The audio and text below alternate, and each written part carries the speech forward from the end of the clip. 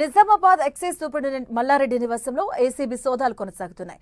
ఆదాయానికి మించి ఆస్తుల వ్యవహారంలో హైదరాబాద్, మచ్చబొల్లారం, నిజామాబాద్, ప్రగతి నగర్లోని ఆయన నివాసాలతో పాటు సూపరింటెండెంట్ కార్యాలయం, ఆయన బంధువుల ఇళ్లలో ఏకకాలంలో సోదాలు నిర్వహిస్తున్నారు. మొత్తం 10 చోట్ల తెల్లవారుజాము నుంచి ఏసీబీ సోదాలు కొనసాగుతున్నాయి. గత 6 ఏళ్లుగా మల్లారెడ్డి నిజామాబాద్ ఎక్సైజ్ సూపరింటెండెంట్ గా పనిచేస్తున్నారు. ప్రతి నెల మత్తుకల్లు తయారీ మాఫియా నుంచి లక్షల రూపాయలు లంచాలు తీసుకుంటున్నారన్న ఆరోపణలు ఉన్నాయి. అంతేకాదు మద్యం సిండికేట్ నుంచి కూడా భారీగా నజరానాలు అందుతున్నట్టుగా ప్రచారం జరుగుతుంది. ఈ నేపథ్యంలో ఏసీబీ అధికారులు మల్లారెడ్డిపై దృష్టి సారించారు. ప్రగతి నగర్లోని ఆయన నివాసంలో కీలక పత్రాలు స్వాధీనం చేసుకున్నారు ఏసీబీ అధికారులు. మల్లారెడ్డిని అదుపులోకి తీసుకుని హైదరాబాద్ తరలించినట్టుగా సమాచారం. ఇక ఇటీవల నిజామాబాద్ జిల్లాలో ఎక్సైజ్ కానిస్టేబుల్ సౌమ్య విధి నిర్వహణలో చనిపోవడంతో అధికారుల నిర్లక్ష్యంపై ఎక్సైజ్ సిబ్బంది నిరసనకు దిగారు.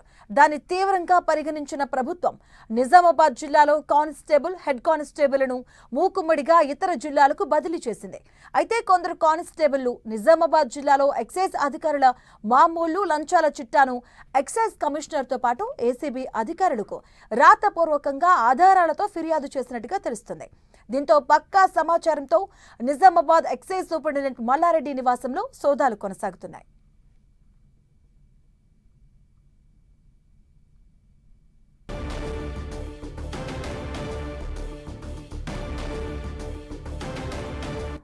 ఇదే అంశానికి సంబంధించిన పూర్తి అప్డేట్స్ మా కరెస్పాండెంట్ కిరణ్ అందిస్తారు. కిరణ్, హైదరాబాద్ మరొకసారి ఇటు ఏసీపీ అధికారులు ఏకకాలంలో సోదాలు చేసినట్టుగా చెప్పుకోవాల్సి ఉంటుంది. ఎక్సైజ్ సూపరింటెండెంట్ నిజామాబాద్ జిల్లాలో పనిచేస్తున్న మల్లారెడ్డి నివాసాల్లో ఏకకాలంలో 11 చోట్ల సోదాలు చేశారు. అతిపెద్ద తిమ్మింగ్లం కూడా లభించినట్టుగా మనం చెప్పాలి. ప్రస్తుతానికైతే మచ్చబొల్లారంలోని మల్లారెడ్డి నివాసం వద్ద ఉన్న ఇక్కడ ప్రస్తుతం ఏసీబీ అధికారులు ఒక బృందం ఇక్కడ తనిఖీలు చేస్తున్నారు. ఇక్కడతో పాటు నిజామాబాద్తో పాటు జనగామతో పాటు సుమారుగా 11 చోట్ల కూడా ఏసీబీ అధికారులు తనిఖీలు చేస్తున్నట్లుగా సమాచారం. కొద్దిసేపటి క్రితమే నిజామాబాద్లో ఇటు మల్లారెడ్డిని అదుపులోకి తీసుకొని హైదరాబాద్ కూడా తరలిస్తున్నారు ఏసీబీ అధికారులు. ఇక ఈ కేసుకు సంబంధించి కూడా ఆయన శాఖకు సంబంధించిన కింది స్థాయి సిబ్బంది ఏసీబీ అధికారులకు, ఉన్నతాధికారులకు ఫిర్యాదు చేయడంతో పక్కా సమాచారంతో కూడా ఏసీబీ అధికారులు ఏకకాలంలో సోదాలు చేసినట్లుగా మనమైతే చెప్పాల్సింది. ఎందుకంటే ఇటీవల కాలంలో కూడా వివిధ శాఖలకు సంబంధించిన అవినీతి అధికారుల బండారం బయట పెడుతున్నారు ఏసీబీ అధికారులు.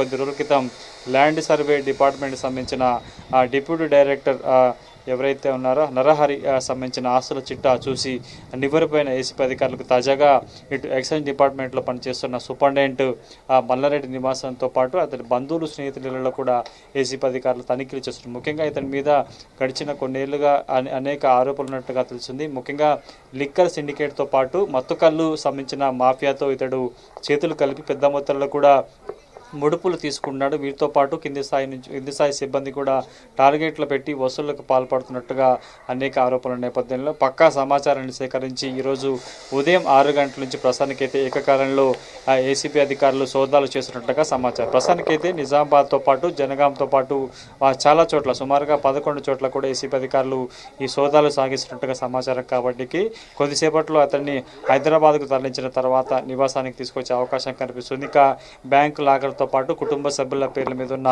ఇటు ఆస్తులకు సంబంధించిన వివరాలను కూడా తెలుసుకోబోతున్నారు ఏసీబీ అధికారులు. ప్రస్తుతానికైతే 11 చోట్ల ఏసీబీ అధికారుల సోదాలు కొనసాగుతున్నాయి. మరికొద్ది సేపట్లో అతన్ని ఇటు హైదరాబాద్ కూడా తరలించబోతున్నారు. కాబట్టి పూర్తి స్థాయిలో ఇందుకు సంబంధించి ఉదయం 6 గంటల నుంచి ఇప్పటి వరకు 11 చోట్ల సాగుతున్న ఈ సోదాలకు సంబంధించి ఎలాంటి అక్రమాస్తులకు సంబంధించిన వివరాలు బయటపడ్డాయి అనే సమాచారాన్ని కూడా మీడియాకు వెల్లడించే అవకాశం అయితే కనిపిస్తుంది. ప్రస్తుతానికైతే 11 చోట్ల కూడా ఏకకాలంలో ఏసీబీ అధికారులు సోదాలు చేస్తున్నారు. ముఖ్యంగా అవినీతి ఆరోపణల నేపథ్యంలో పక్కా సమాచారాన్ని సేకరించడం, కింది స్థాయి సిబ్బంది ఇతడి మీద ఫిర్యాదులు వెల్లవెత్తిన నేపథ్యంలో కూడా ఏసీబీ అధికారులు ఈ సోదాలు సాగిస్తున్నట్టుగా సమాచారం. కాబట్టి పూర్తి స్థాయిలో అతన్ని హైదరాబాద్ తీసుకొచ్చిన తర్వాత అతడి అక్రమాస్తులకు సంబంధించిన చిట్టాను కూడా వెల్లడి అవకాశం అయితే కనిపిస్తుంది. ప్రస్తుతానికైతే అతని నివాసంతో పాటు బంధువులు, స్నేహితుల ఇళ్లలో కూడా ఏసీబీ అధికారుల సోదాలు కొనసాగుతున్నట్టుగా సమాచారం. కిరణ్, అంటే ఏసీబీకి ఇప్పటికే కొన్ని ఆధారాలు కూడా లభించాయి. సో అలాగే ఇప్పుడు మల్లారెడ్డిని కూడా విచారిస్తున్నారు. ప్రస్తుతానికి ఎంత మేర కనుక్కున్నారో, ఎంత మేర అవినీతి జరిగిందని కనుక్కున్నారో, అలాగే మల్లారెడ్డితో పాటుగా ఇంకెవరినైనా రైట్స్ ఉండే అవకాశం ఉంటుందా ఈ శాఖకు సంబంధించి? ప్రస్తుతానికైతే ఇటీవల కాలంలో ఏసీబీ అధికారులు చేసిన సోదాలతో పోల్చుకుంటే కూడా కేవలం ఆ శాఖకు సంబంధించిన కింది స్థాయి సిబ్బంది ఇచ్చిన ఫిర్యాదులు ఇతర ఫిర్యాదులకు సంబంధించి కూడా పెద్ద ఎత్తులో వెల్లువెత్తిన నేపథ్యంలో కూడా ఏసీబీ అధికారులు ప్రస్తుతం మల్లారెడ్డి నివాసంతో పాటు చాలా చోట్ల కూడా సోదాలు కొనసాగిస్తున్నారు. కాబట్టి పూర్తి స్థాయిలో ఇప్పటి వరకు వీరి సోదాలలో ఎంత అక్రమ సంపాదన బయటపడిందన్న కొంత ప్రాథమిక సమాచారం అయితే రావాల్సి ఉంటుంది. కాబట్టి నిజామాబాద్లో ఆయన ఎక్సైజ్ సూపరింటెండెంట్గా పనిచేస్తున్నారు. హైదరాబాద్లో అతడి స్థిర నివాసం ఉంది. కాబట్టి ప్రస్తుతానికైతే మనం చూస్తున్నట్టు మొదటి అంతస్తులో అతడికి సంబంధించిన కుటుంబ సభ్యులు ఉన్నట్లుగా తెలుస్తుంది. కాబట్టి ప్రస్తుతానికైతే ఏసీబీ అధికారుల సోదాలు కొనసాగుతున్నాయి. కాబట్టి పూర్తి స్థాయిలో ఎంత పెద్ద మొత్తంలో అక్రమాస్తులు గుర్తించారన్నది కొంత మనకు రావాల్సి ఉంటుంది. కాబట్టి అతన్ని హైదరాబాద్ తీసుకొచ్చిన తర్వాత పూర్తి స్థాయిలో బ్యాంకు లావాదేవీలతో పాటు లాకర్లతో పాటు ఇంకా భార్య కొత్తూరు కొడుకు మీద ఏమన్నా ఆశలు ఉన్నాయా, ఎక్కడెక్కడ ఉన్న కొంత సమాచారాన్ని కూడా బయటకు వచ్చే అవకాశం అయితే కనిపిస్తుంది. కాబట్టి ఏకకాలంలో ఈసారి 3వ అతిపెద్ద ఏసీబీ రైడ్స్గా మనమైతే చెప్పుకోవాలి. Right, thank you Kiran.